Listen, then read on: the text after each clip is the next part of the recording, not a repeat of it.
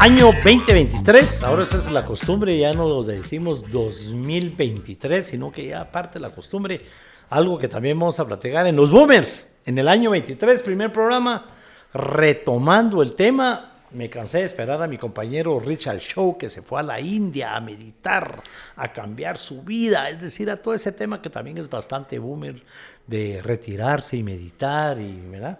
A ver si no regresó a fumar cositas y entrar en relax o algo por el estilo, que es también muy hippie, ¿verdad? Pero aquí estamos, ahora tratando de dar otro enfoque, porque lo que queremos ahora en los Boomers es, primero, hacer un análisis de la situación política del país, pero un análisis práctico, no un análisis ideológico. Y en el análisis práctico, pues es necesario que platiquemos del tema, porque 30 partidos políticos legalmente inscritos para poder participar en las próximas elecciones. Algo nunca visto. La gente dice deberían de haber apenas 3, 4 partidos lo más, y la respuesta es, no es posible, porque nosotros los constituyentes hicimos la Constitución totalmente a propósito para que esto se diera así. Cuando hicimos distritos electorales grandes y escogimos el método Hunt para el conteo de votos, fue buscando en que fuera más fácil hacer partidos políticos con las reglas, pero para que también las minorías tuvieran representación en el Congreso. Si tenemos pocos partidos, solo van a ganar los partidos con plata, los partidos grandes, o si los distritos electorales son pequeños, también van a ganar solo los partidos grandes. Distritos electorales grandotes, método de Hunt, y fácil hacer un partido político, aunque sean más de 23,000 firmas, vamos a tener 30 o más. Y estamos en una etapa a la que teníamos que llegar. Probablemente de estos 30, después de las elecciones, sobrevivan la mitad. No sabemos qué va a pasar, porque antes la crítica era: los partidos políticos nacen, crecen, se reproducen y mueren. Y poníamos de ejemplo a la democracia cristiana, que nació, creció muchísimo, llegó al poder. Llegar al poder se reprodujo porque se dividieron, se fueron a distintos partidos, de ahí nacieron unos partidos nuevos, y eso al final lo llevó a la tumba. El Partido Revolucionario, donde yo vengo, partido que tenía más de 35 años de existir, en donde había gente como Fuentes Mohr, Colón Argueta, en fin, gente que estuvo aliada inclusive a la democracia cristiana en una época en el Frente Nacional de Oposición, algo de lo que tenemos que hablar, porque Ríos Montt era el izquierdista de esa época, el candidato de la izquierda. Las paredes decían de Ríos Montt comunista, y hoy Ríos Montt acusado de ser un derechista extremo, fascista, un fascista, e inclusive hasta se atrevieron a decir que era un genocida, en fin, cuando realmente fue aliado de los socialistas, de los socialdemócratas, de los socialistas, de los demócratas cristianos y de nosotros los revolucionarios. De hecho, mi señor padre fue candidato a diputado por Retauleu en ese movimiento, invitado por Manuel Colón Argueta, cuando Ríos Montt era el candidato a la presidencia, y hasta el día de hoy se habla de que Ríos Montt ganó y le robaron las elecciones, y por eso cuando se da el golpe de Estado lo llaman a él. Pero hablemos de la ahorita. 30 partidos políticos de todos los colores, de todas las ideologías, de todos los tamaños. Hoy hay candidatos y candidatas para todos los gustos. Estamos en una situación especial, y si lo comparamos con nuestra época, la forma de hacer política es distinta. Porque, pues, aunque se oiga así como el tiempo de Tatalapo, en mi columna de hoy hablo de quién era Tatalapo y por qué decimos en la época de Tatalapo, cuando queremos decir que es algo muy viejo. Pues nos tocó hacer campaña, inclusive hasta a caballo, porque no habían carreteras para llegar a las aldeas, por supuesto no había energía eléctrica, mucho menos internet, mucho menos redes sociales, carreteras, había que... Bueno, yo fui candidato por Jutiapa, y aunque usted no lo crea, ni siquiera la televisión llegaba a Jutiapa. No habían repetidoras, mucho menos el cable. Yo fui el primero en ir a contratar anuncios al canal 2 y 4 El Salvador para que lo pudieran ver en Jutiapa, porque los canales guatemaltecos no llegaban a Jutiapa. Una radio local que me ayudó mucho, la Radio Jutiapa, y la familia que la dirigía, que nos ayudaron un montón, pero era de casa en casa, era un tema más ideológico. Y probablemente ahí ganó el partido, no gané yo. Yo tenía 23 años, ¿quién iba a votar por mí para ir a una Asamblea Nacional Constituyente? Pero es necesario que platiquemos un poco porque lo que hay ahorita es 30 partidos políticos, van a haber más partidos políticos, vamos a tener por lo menos unos 25 candidatos o candidatas a la presidencia, a la vicepresidencia, cualquier cantidad de listados a diputados para la lista nacional, diputados en cada distrito, diputados al Parlamento Centroamericano, alcaldes con sus corporaciones municipales, o sea, yo hacía cuentas. Si cada partido tiene 23,000 afiliados, como mínimo, y tienen mucho más, son 700,000 personas metidas en un partido político, ¿verdad? Sin embargo, no son las 700,000 personas las que participan, y ese es un tema del que tenemos que platicar. En la plaza del 2015 se habló de hacer política diferente, de que cambiáramos de generación, ganó Jimmy Morales, que era realmente alguien diferente a lo que traíamos, pero en la próxima elección ganó Yamatei, que ya había sido candidato a alcalde, que ya había sido candidato a la presidencia también. Candidato a la presidencia 2 veces, y había sido director del sistema penitenciario, estuvo en Empagua. O sea, si alguien era de la famosa vieja política, es el doctor Alejandro Yamatei, el actual presidente. O sea, no podemos hablar de nuevas generaciones. Y si vemos quiénes son los candidatos y candidatas ahorita, pues un montón de colegas boomers, ¿verdad? Desde que son de esa generación. Ni siquiera voy a hablar de Edmond Mulet, que es el jefe de los boomers en esta campaña electoral, pero quienes ocupan los primeros lugares en las encuestas son de las viejas generaciones, de las que hacíamos campaña distinta. Pero hoy quiero presentarles a un amigo personal, por eso es que estamos inaugurando con él esta nueva etapa de los boomers, ¿verdad? Armando de León. Yo le pedí que se presente, que nos hable un poco de él, para hablar. Armando está haciendo política, está participando en política, no vamos a hablar de ni con qué partido, ni por dónde va, ni nada, porque no nos acusen de campaña anticipada, sino queremos hablar de esa diferencia, cómo hacíamos política antes y qué podemos esperar de la política de ahora, si todavía tenemos muchos candidatos de la vieja guardia, le decíamos del Partido Revolucionario, pero también gente joven, millennials como Armando.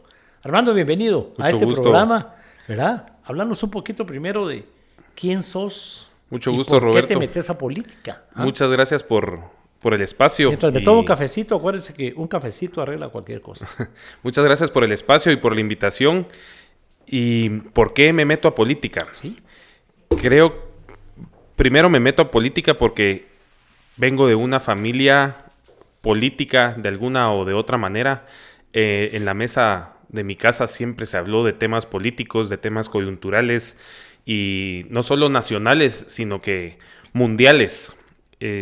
Desde ahí me entra la hormiguita de la política, que una vez le entra a uno es muy difícil que salga. Entonces, siempre hablé de política en el colegio, siempre hablé de política con mis amigos. Y el hablar de política muchas veces es solo quejarse. Es ver lo malo y rara vez es proponer algo diferente y rara vez es proponer algo nuevo y más raro aún es involucrarse. Y en un momento en que analizando las cosas y hablando con mis amigos, dije, no, esto tiene que cambiar. Y si voy a hablar tanto y si voy a quejarme tanto, tengo que participar. Y si quiero cambiar las cosas, realmente tengo que participar. Puede participar uno en política de muchas maneras, pero para tener cierta incidencia creo que es necesario participar activamente en política y participar a un cargo de elección popular para tener una incidencia real, para tener una voz real. Usted bien lo dijo, ahorita no podemos hablar abiertamente de muchas cosas porque caeríamos en campaña anticipada, lo cual creo que está mal. Yo creo que si nosotros vemos los países desarrollados, los políticos nunca dejan de hacer política. En Estados Unidos es una campaña política perenne y un debate político perenne, por así decirlo. No existe tal cosa como campaña anticipada. Ahí hay un tema en el cual yo soy también cómplice. Cuando se reformó la ley electoral, lo que se pretendía era que no pidieran el voto antes de las elecciones. Totalmente. Pero mal interpretado y mal usado le hicimos daño al país. Yo soy de los que cree que deberíamos de hablar de política. Tal vez, Roberto, 365 días al año, las 24 horas, porque si no nos pasa lo que nos está pasando ahorita, ¿verdad? Tal vez que la gente está harta de la política, no quiere hablar de política, ni siquiera quiere ir a votar, Armando, ¿verdad? Ese es un problema. La gente joven ni siquiera quiere ir a votar. Ese es un problema Mucho real. menos participar, por eso me llama la atención lo que estábamos hablando. Pero más que daño, o sea, se le hizo mucho daño al país, pero el principal dañado es el político nuevo. Entonces no podemos esperar que hayan políticos nuevos si realmente estos políticos nuevos únicamente tienen 3 meses para darse a conocer y 3 meses para recorrer su distrito electoral. Como usted bien lo dijo, los distritos electorales son muy grandes. Sí. Que en 3 meses, hoy tenemos otras herramientas como las redes sociales que pueden ayudar mucho, pero 3 meses es un tiempo muy corto. Y por ejemplo, a un político nuevo lo colocan en total desventaja ante un diputado actual, por así decirlo. Ajá. Hoy tenemos, voy a hablar del distrito central. Tenemos La capital, el área metropolitana. el área metropolitana, que tenemos tal vez 2 o 3 figuras de diputados que están en campaña perenne. Para mí una campaña política, o parte de lo que es una campaña política, es presentar propuestas, presentar soluciones, atacar al rival, es parte de una campaña política, y tenemos 2, 3 diputados en el área metropolitana que llevan una gran ventaja. Tenemos un diputado, ¿decimos nombres o no decimos nombres? Sí, claro. Tenemos al diputado Facebook, le dicen por ahí, que es el diputado Cristian Álvarez. Cristian Álvarez. Tenemos al diputado Cristian Álvarez. No tengo nada personal en contra del diputado, no tengo el gusto de conocerlo, pero el diputado pasa en un ataque constante a la municipalidad de Guatemala. Directo contra el alcalde Quiñones. ¿Por qué? Hay que preguntarnos por qué. Historias todos los días. Hay que preguntarnos por qué. Sí. Porque el líder de su partido político, creo que es Canela, va a competir por la alcaldía municipal de la ciudad en las próximas elecciones. Entonces ahí vemos una desventaja a un candidato a alcalde nuevo, por ejemplo, a un diputado nuevo para el Distrito Central, porque no puede hacer lo mismo que hace el diputado Cristian Álvarez. No puede hacer lo mismo, por ejemplo... Sí, porque el diputado Cristian Álvarez, digamos, tiene la excusa de que está cumpliendo con su trabajo fiscalización como diputado de fiscalizar y a la municipalidad. Y fíjese que hablando del tema fiscalización, es curioso. A veces me preguntan ¿qué hace un diputado? Para mí las cosas que hace un diputado son 3 y son muy básicas. La primera es fiscalizar, que es la más famosa. Pero para mí es la menos importante, y le voy a decir por qué. Porque todos podemos fiscalizar. Puede fiscalizar usted como ciudadano. Todos deberíamos de fiscalizar. Un periodista, el Ministerio Público fiscaliza, la Contraloría General de Cuentas fiscaliza, la Procuraduría de Derechos Humanos fiscaliza. Todos fiscalizamos. Entonces, que fiscalice también el diputado está bien, pero no debería ser su prioridad. Pero a los diputados que tienen pocas ideas, o a los diputados que no llegan preparados, es lo que se les hace más fácil. Lo más fácil es ir a contar, si 2 más 2 no me dan 4, aquí falta 1 o sobra 1. Más fácil también les da más visibilidad. También, porque es más polémico. Como no tenemos educación política, seamos muy honestos, ¿verdad? No hay educación política, entonces hablar sobre yo quiero proponer una ley X, eso no me hace popular. 0. Tendría que explicar la ley, de qué se trata, y la población está en ese tema, Armando. No quieren saber nada de leyes, y de todos modos ese país las leyes no se cumplan, no se respetan, no. Y las que se respetan nos hacen daño, porque voy a seguir hablando de lo que estabas. Además de el tema de la campaña anticipada, cometimos otro error, y es que precisamente para ayudar a los partidos políticos que no consiguen plata para sus anuncios en los medios de comunicación, decidimos que el Tribunal Supremo Electoral fuera el que contratara los anuncios, le diera la misma cantidad de anuncios a todos los partidos políticos. 30 partidos, a 10 anuncios por partido, vamos a tener 300 anuncios diarios en los medios de comunicación. ¿Qué va a pasar? Nadie los va a ver. Entonces sigue siendo ventaja para los partidos viejos que ya metieron su símbolo, que ya son conocidos, y los partidos nuevos ¿a qué horas van a meter sus nuevos logos? Hay partidos que ni logo tienen, solo nombre. En fin, es otra desventaja, ¿verdad? Es otra desventaja y aparte fiscaliza, legisla, que para mí esa es la tercera, la dejé de último, pero no es la menos importante. Fiscaliza. La segunda es que tiene un trabajo de representatividad de su electorado. Eso quiere decir que gestiona obras para su distrito electoral, gestiona obras, gestiona fondos, gestiona proyectos para su distrito electoral. Ojo que estoy diciendo distrito electoral. Y la tercera es legisla, que es la más importante. ¿Por qué? La segunda también la puede hacer un alcalde. La segunda también la puede hacer la sociedad civil organizada. Un COCODE puede gestionar obras para su distrito. Debería. Un COMUDE de igual manera. ¿Sí? Y legisla, y es la única. Solo él puede legislar. Solo un diputado puede legislar. Entonces, la que todo el mundo dice, no queremos más leyes. No, ahí se divide en dos partes. No queremos más leyes. Necesitamos tal vez en algunas ocasiones menos leyes. Necesitamos actualizar leyes. Necesitamos modernizar ciertas leyes, que creo que ahí está. No es que necesitemos más leyes o menos leyes, tal vez necesitamos modernizar algunas. El tema de la legislación es muy profundo porque hay una teoría de que deberíamos de aprobar pocas leyes. Hubo años cuando la meta era llegar a 100 leyes al año. Y el presidente del Congreso que no lograba llegar a 100 metas era mal presidente, porque no había logrado legislar. Hay otra teoría que dice mejor que ni se reúnan y que no hayan leyes, y por eso las reformas constitucionales del 93 creó ese receso parlamentario a medio tiempo, a medio año. Para refrescar un poco. No, es para que no trabajen, y quien hizo las reformas constitucionales son los de la teoría de mientras menos se reúnan los diputados mejor, así dejan de aprobar tanta cosa que nada sirve, ¿verdad? Y hay quienes creen que tenemos que entrar en una etapa de deslegislar, porque hay un montón de leyes que ya no sirven para nada. Aquí todavía está vigente una ley de transporte que prohíbe amarrar caballos frente al Palacio Nacional. Es lo que le digo. Que regula cómo circulan las carretas. Totalmente. Y esa ley todavía sigue ahí vigente. No, y tal vez hay ciertos delitos y ciertas penas o ciertas faltas que habría que reconsiderar, tomar en cuenta y tal vez volver sus penas o sus consecuencias mucho más graves. Tenemos en Guatemala un problema de desorden y de falta de respeto a la autoridad y de falta de respeto a ciertas instituciones que hace un país poco a poco más ingobernable, más invivible, incluso en el día al día para todo el ciudadano común y corriente. Uh-huh. Tenemos un problema de tránsito que si bien se debe a la falta de infraestructura vial, también se debe mucho a la falta de educación y a la falta de cómo nosotros como ciudadanos nos conducimos en la ciudad. Sí. Aquí nos paramos en una línea roja o nos paramos en doble fila, nos ponen un cepo y resulta que la municipalidad es la ladrona y el policía es el malo. No es así. No es así. Tiene que haber cierto criterio. Estoy de acuerdo con muchas personas que les ponen cepos que ellos consideran injustos. Y que sí son justos.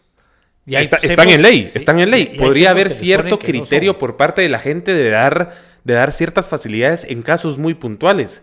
Pero que un policía me multe no lo hace un ladrón. No lo hace un muerto de hambre en la municipalidad que está justificando su sueldo. No, él está haciendo su trabajo. Pero aquí los vemos como los malos. A ver, Armando, aquí lo que sucede es que yo creo que aquí los dos estamos de acuerdo en algo. No es un tema de leyes, porque al final las leyes de todo mundo pero no sí las cumplimos, pero no sí las es respetamos. Un problema de leyes. Sí.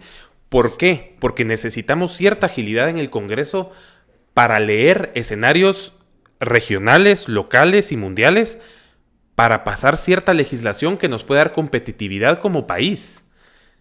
De acuerdo, hay una serie de reglas en las que no tenemos, leyes que no tenemos. No tenemos una ley de competencia, no tenemos todavía una ley de aguas después de más de 30 años de entrar en vigencia de la Constitución, que hace falta un montón de leyes que sí son urgentes para desarrollar el país, pero hay un montón de leyes que no se cumplen, leyes que no respetamos. Yo creo que el tema es más de personas, ¿verdad? Seguro. Y te voy a poner un ejemplo para hablar más de boomers y millennials en este caso. A mí hay gente que ya me criticó porque me he visto, te quedé patojo, ¿verdad? El chavorruco, ya en jeans, con saco, sin corbata. Eso antes era como mala palabra para alguien de mi generación.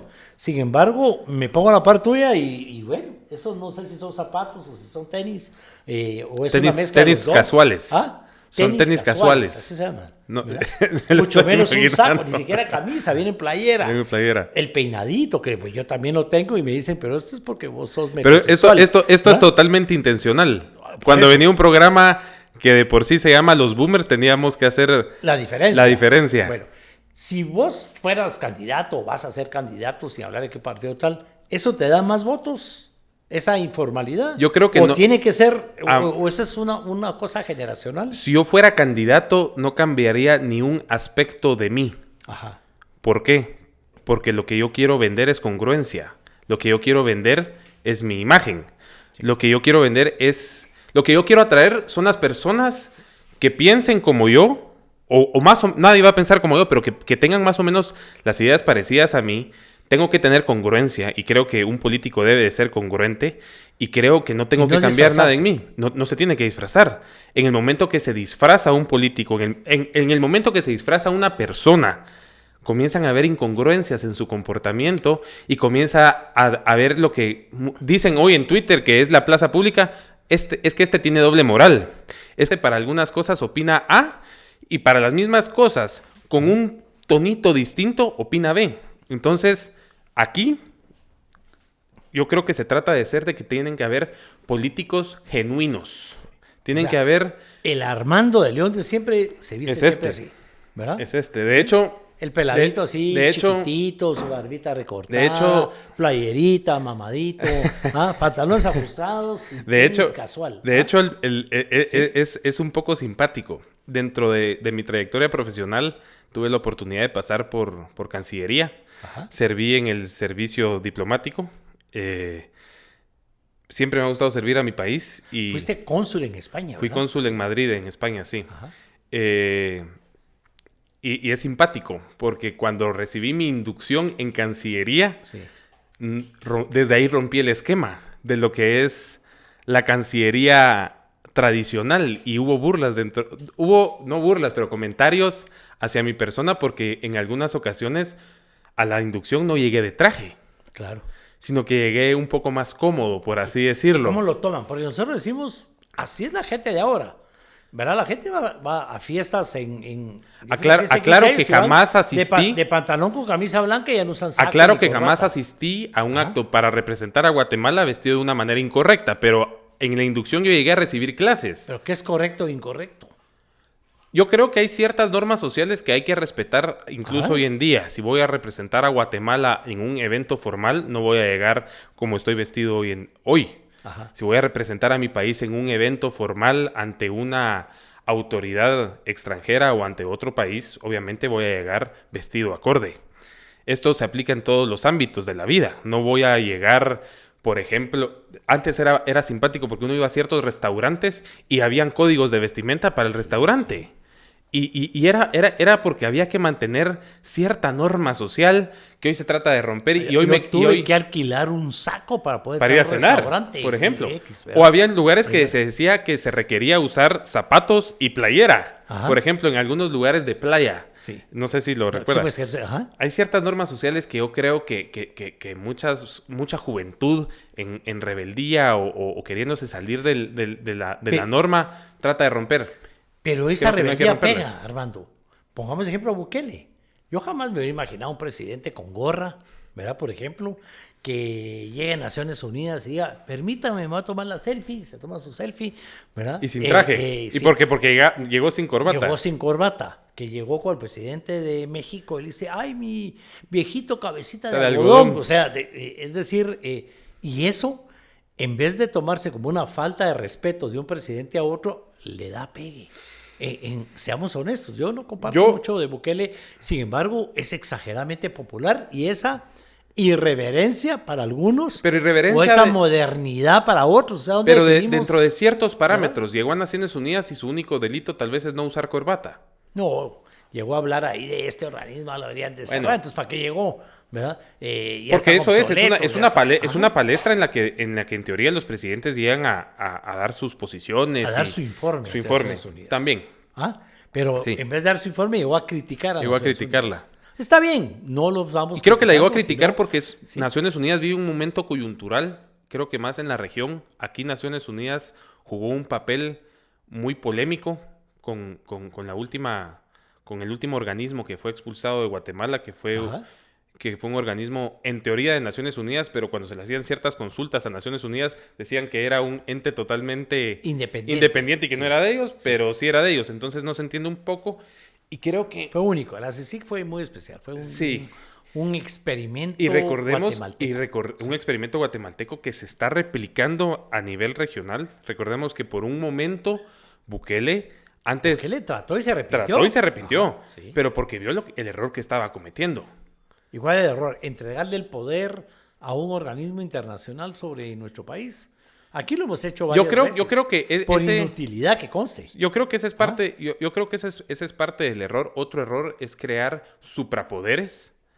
Yo creo que tiene que haber siempre un balance de poderes y siempre tiene que haber alguien que logre fiscalizar al poder, Sí. un balance de pesos y contrapesos, por así decirlo, y alguien que pueda auditar el trabajo que esté haciendo X institución o X persona. Si sigue aquí era un suprapoder, era infiscalizable. Pero se lo dio el Congreso. O sea, la idea que vino de Stein y Edgar Gutiérrez, todavía en la época de Portillo. De si no Berché. fue- Bueno, sí, empezó en Portillo. La idea empezó en época Sí, de de Portillo. Portillo muy inteligente, porque Portillo fue el de la idea de deshacer las AAS, pero hasta el gobierno que viene. De entregar el Canal 5 y el No 9. fue pero deshacer las hasta AAS, deshacer el Estado Mayor Presidencial. Perdón, deshacer el Estado Mayor Presidencial. Y crear las crear AAS. las AAS, pero empieza hasta el gobierno de Berché cuando No- me no vaya. conmigo. Le voy a entregar el Canal 5 Al Congreso. el Canal 5 se lo entregó a la Academia de las Lenguas Mayas y el 9 al Congreso, pero hasta que yo me vaya. Empieza cuando yo me vaya. Es un montón de normas que los acuerdos de paz exigían que se hicieran. Portillo las hizo, pero empezaban después de que él se fuera. Claro. Bueno, de la misma manera creó la CICIG. Sí. Se creó en ese tema y fue el Congreso de Berché el que aprobó, ¿verdad?, ese acuerdo con Naciones Unidas y va creando un tema a la que yo le llamé en alguna oportunidad Los Intocables, como la película, el libro de Los Intocables. Literal. Elliot Ness, donde Elliot Ness llega a Chicago, producto de una plaza parecida a la del 2015 como la nuestra. Había tal corrupción en todo Chicago que entonces lo nombra el presidente de la República y él no le rendía cuentas más que al presidente y ni a él le rindió cuentas, ¿verdad? Y nada, ni el jefe de la policía, ni el gobernador, ni el mismo, y ese fue el poder que le dieron y no se lo dieron por escrito. Aquí en la CICIG fue el Congreso de Berché que le dio una ley, porque fue un decreto ley, ¿verdad?, para que tuviera esos superpoderes y pudiera hacer lo que fuera. Si vamos a lo que decía el acuerdo, no podían ni siquiera ser detenidos, investigados, meterlos presos.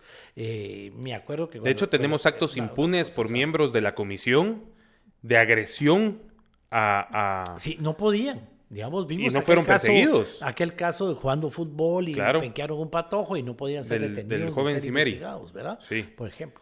Y Pero- es curioso, yo estudié una maestría en seguridad pública. Ajá. Y dentro de esa maestría, este tipo uruguayo de apellido Santos, ¿no? No recuerdo el nombre.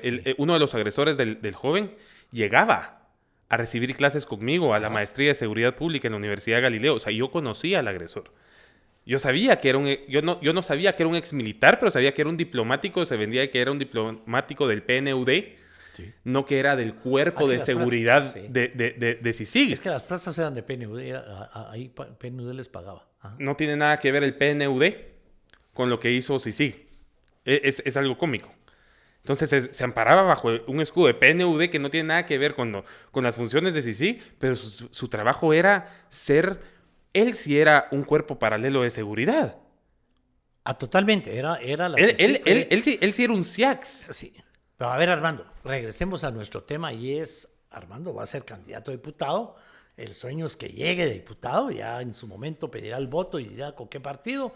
Aquí en la capital lo vamos a adelantar y eso no es campaña anticipada. Soy yo aquí como periodista, entrevistador, lo soy anunciando, si no, no lo invitara. O sea, tampoco de eso se trata el tema de invitar a amigos nada más y discutir. Ya cometimos ese error, ¿verdad? De estar invitando cuates y eso está bien. Amigos, pero que están en la jugada. Regresemos al tema. Aquí, en dos oportunidades importantes, hemos tenido mucho más, pero hablemos de dos oportunidades. Los acuerdos de paz. Fuimos incapaces, los guatemaltecos y guatemaltecas, de ponernos de acuerdo. Empezaban las pláticas de paz entre el ejército que representaba al gobierno y la URNG y no nos poníamos de acuerdo. Y entonces apareció el grupo de apoyo, que eran países amigos, se llamó el grupo de apoyo. Vamos a apoyar el tema de los acuerdos de paz. El grupo de contadora, el grupo de amigos, y al final acudimos a Naciones Unidas y le pedimos un relator que después se convirtió en algo más, ¿verdad? Porque aquí primero son observadores, no nos sirvió nada que fuera observador, entonces ya se volvió relator, ¿verdad? Hasta que llegó a ser el negociador. O sea, tuvimos que acudir a un organismo internacional como Naciones Unidas para que viniera a negociar en lugar nuestro. Lo mismo pasó con la CICIG, ¿verdad? Yo me acuerdo, doctor Zuger, cuando era candidato a presidente, fue... Por creo. Fue de los pocos que lo dijo. Yo estoy totalmente en contra porque eso es admitir que somos incapaces de manejar nosotros un ministerio público y nosotros meter presos a los que son responsables de ciertos delitos. Yo no estoy de acuerdo en que venga la CICIG. Algo que también hay que reconocer, yo lo he reconocido públicamente, partidos como FRG y unionistas que no cambiaron en el camino, porque mi crítica es para todos los que votaron a favor de crear la CICIG, le dieron ese superpoder, nos exigieron, incluyendo al sector privado, que le diéramos ese poder, que le diéramos ese respaldo, que aprobáramos un montón de leyes y después cuando se vieron involucrados, ya, entonces la CICIG no sirve. Pero digamos, hubo partidos como unionistas y FRG que desde un principio votaron en contra, que desde un principio estuvieron en contra del tema CICIG y era el tema de decir, no necesitamos que venga alguien de afuera para componer las cosas, las tenemos que componer nosotros. Entonces, yo creo que podemos, digamos, pueden las nuevas generaciones que quieren llegar al poder.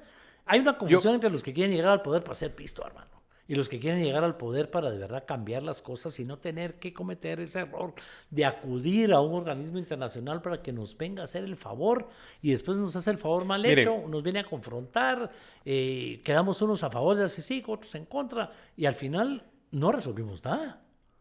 Todo sigue igual. La corrupción está peor, ¿verdad? Todo sigue igual. ¿Qué hacemos? Yo creo que ¿qué puede hacer gente lo que podemos, de tenis casual y playera en el Congreso? Lo que podemos hacer para empezar es quitarnos la venda.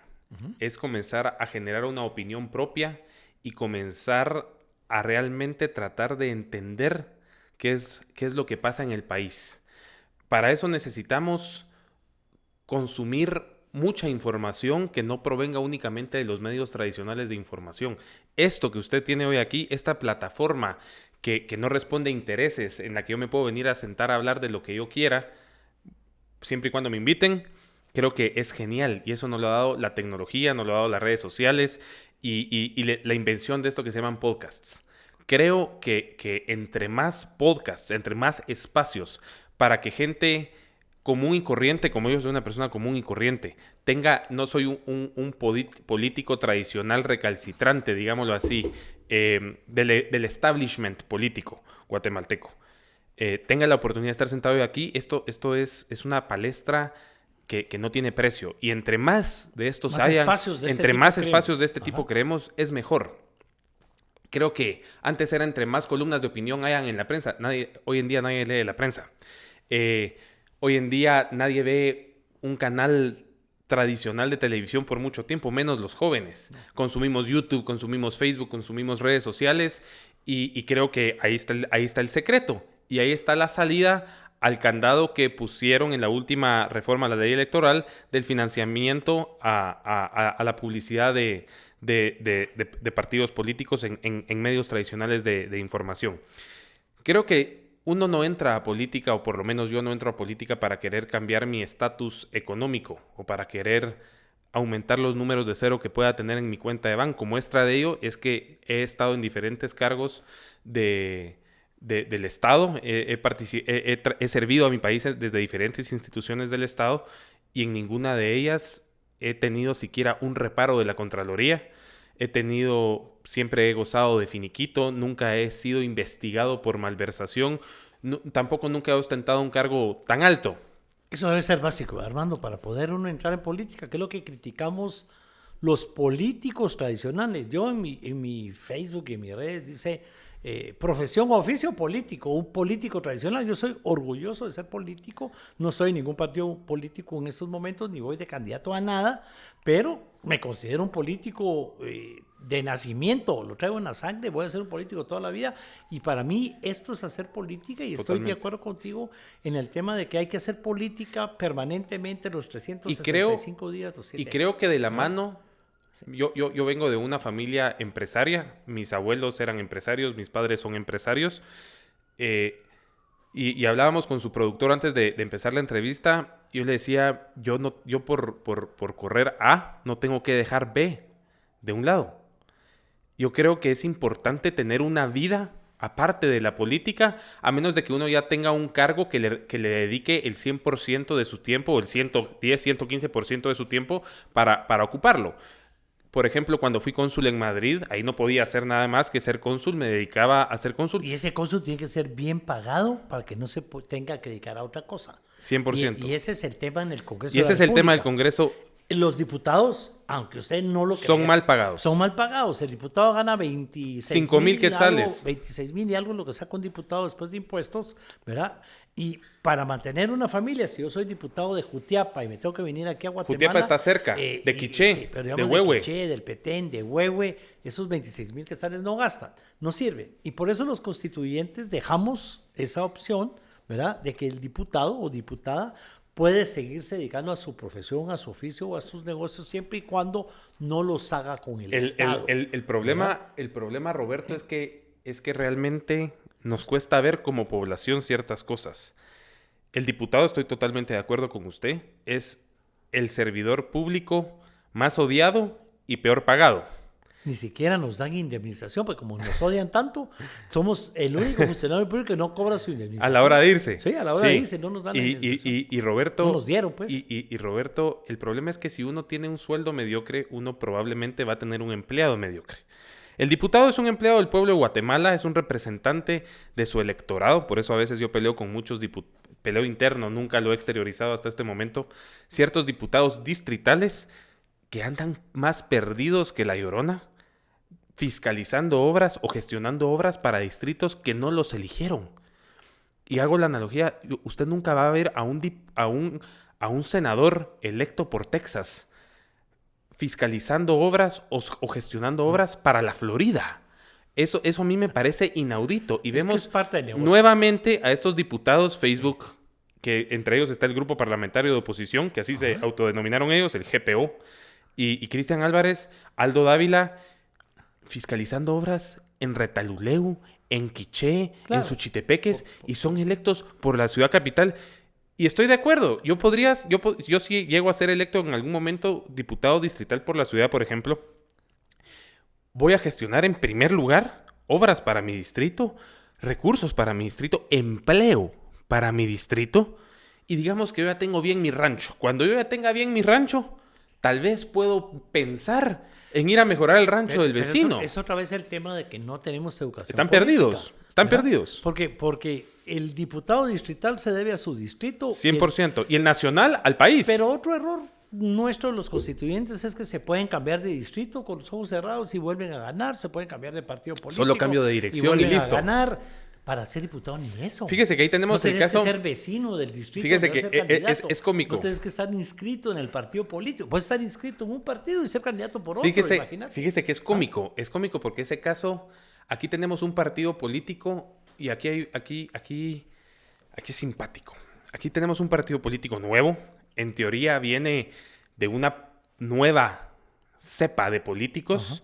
académicos todos. En la academia recordemos que cualquier ideología funciona, cualquier teoría económica funciona en la academia, en la práctica es otra historia.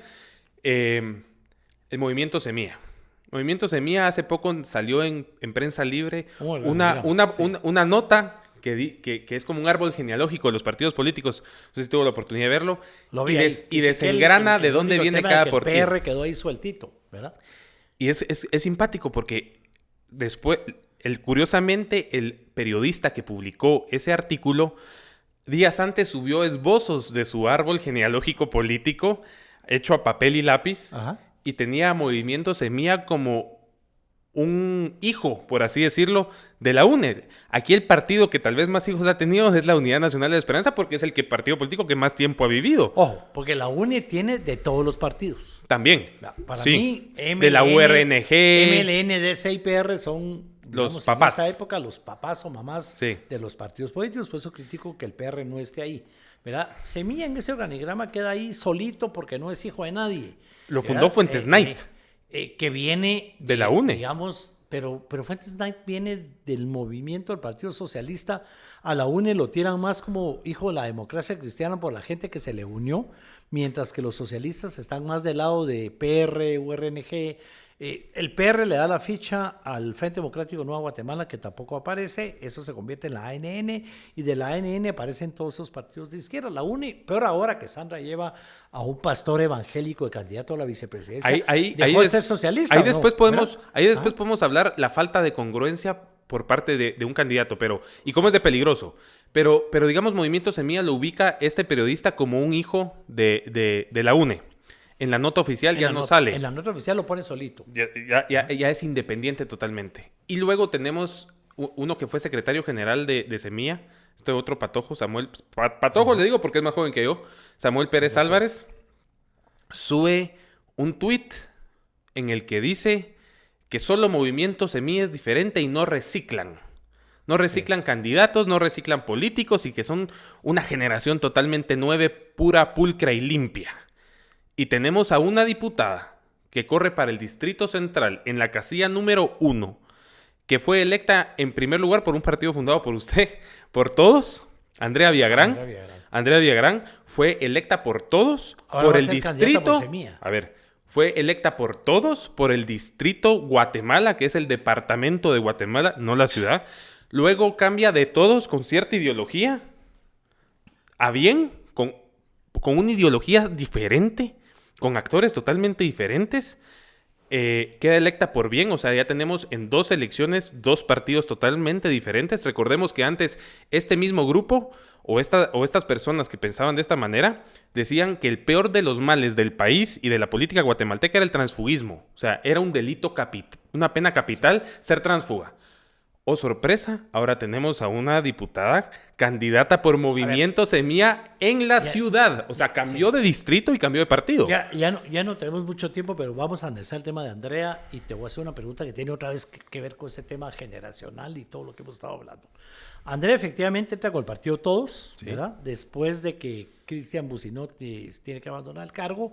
Inmediatamente se desmarca de Todos por el desprestigio de Todos, se vuelve independiente en aquel bloque de oposición de izquierda, se queda ahí, se reelige con el bien, que es Alfonso Portillo, Evelyn Morataya en ese entonces, Fidel Reyes por la relación personal que había en ese tema. Se lleva mal con la gente bien, se vuelve independiente y ahora va por Semilla. En otro distrito. En otro distrito, totalmente de acuerdo. Aquí la pregunta es, yo sigo con el tema de, ¿es culpa del diputado estarse cambiando de partido, o es culpa del partido porque no responde? Como hay muy pocos que sí se mantienen congruentes y los partidos viven cambiando de ideología, no cumplen con sus estatutos, no vamos a entrar a hablar de ese tema. A mí el tema que me interesa es, ¿qué hacemos para cambiarlo, Armando? Porque mira, para empezar, pensemos si está bien o está mal. Mira, yo estaba criticando a Bukele y su forma de vestir y su gorra y sus selfies y todo lo que yo llamé en una época de irreverencia. Pero está cambiando las cosas y la gente por eso lo quiere.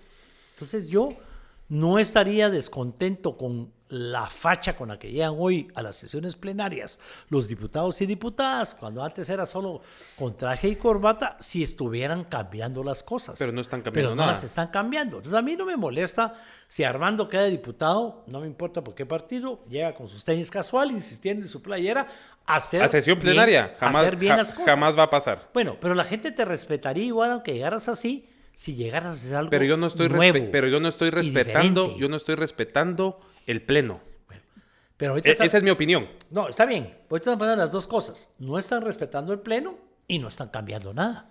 Porque nosotros la primera vez que lo vimos raro fue con Amílcar Pop, que ahora va de candidato a presidente porque llegó el sombrero. Y no se quiso quitar el sombrero. Y entramos en un pleito. Pero Amílcar Pop hoy es candidato a la presidencia con el mismo partido que llegó de diputado. Y entonces dejamos de criticarlo por el sombrero, llegaba entacuchado, como decimos en buen chapín, con su sombrero, el sombrero se le volvió un símbolo, pero dentro de su ideología y su forma de pensar, él fue caminando, fue creciendo, a tal grado que es candidato a la presidencia. Y está bien, ahora por el mismo ha sido partido. congruente. Exacto. ¿Qué hacemos para que eso sea así? Pero usted lo mencionó con el tema de Sandra Torres. Yo creo que la población... A ver, aquí hay un dicho que dice que cada pueblo tiene el gobernante que se merece. ¿Verdad? No, eso es cierto. Y tenemos a una mujer que no entiendo cómo no le ha dado nuevos espacios y por eso fue el problema dentro de la unión de la UNE. No le da nuevos espacios a nuevas personas dentro de su partido. Ni se lo va a dar jamás. Pero es una tipa, perdón la expresión, es una dama incongruente.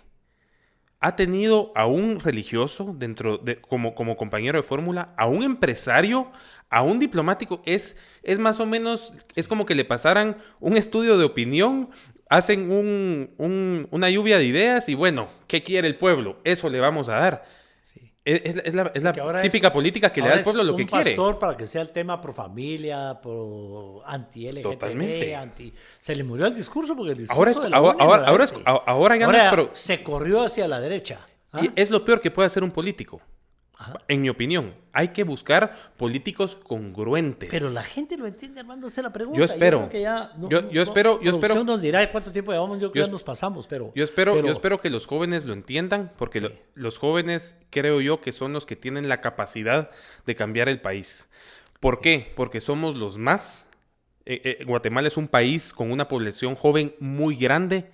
Eso es un beneficio a nivel mundial y a nivel regional. O sea, tenemos un tesoro en nuestras manos que es tener una generación joven tan grande y tan fuerte, sí, que puje, que tenga energía y que quiera cambiar las cosas. Armando, de verdad, muchas gracias. Tenemos que repetir este programa cuando ya seas candidato oficialmente para hablar realmente de cambios, de qué es lo que se espera que Armando haga si llega al Congreso de la República o cuando llegue al Congreso de la República. Ya nos contará con qué partido, etcétera, etcétera, en ese tema. Pero aquí lo importante es que en este caso yo he venido muchas veces diciendo, no se vale solo criticar y no participar. Aquí hay un ejemplo de alguien que critica, pero que va a participar para cambiar las cosas, que es lo que realmente tenemos que hacer. Y que espero que me critiquen. Bueno, es que hay que ser tolerante. Y yo espero que me critiquen. Mira, yo también digo, nos tomamos otro café. Miren la diferencia, yo con taza el compachón, esa es la diferencia generacional. Qué bueno, se enfría menos el café compachón y yo he tenido que aprender a usar el café. Pero un café arregla cualquier cosa, una charla, una plática como esta. De verdad, gracias por haber venido. Muchas gracias por el espacio. Tenemos que platicar más sobre el tema Boomers versus Millennial o simplemente ver las diferencias. Yo los invito a que nos tomemos otro café, que un café todo lo arregla. Hay que ir buscando qué hacemos, pero me gusta ahora terminar con un dicho, y es que me preocupa un dicho muy chapín que dice, no se ve luz al final del túnel. ¿De dónde viene esto? Y es que cuando uno entra a un túnel entra como en pánico porque todo está oscuro. Y si el túnel es muy largo, entra uno como a afligirse. De repente ve una lucecita y dice, ya se acabó la oscuridad. Aquí no, estamos entre el túnel. Y ese dicho de no se ve luz al final del túnel se ha convertido en una realidad guatemalteca que viene de ahí, de sentirnos inseguros en la oscuridad, sin ver esa lucecita que nos va a sacar a una realidad que es la que queremos, regresar a algo que tengamos bajo control, ¿verdad? Armando, muchas gracias. Gracias a ustedes. Muchas gracias, Roberto. Estos nuevos episodios de Los Boomers. Esperamos que Richard regrese pronto o que decida quedarse en la India de una vez por todas. ¡Feliz día!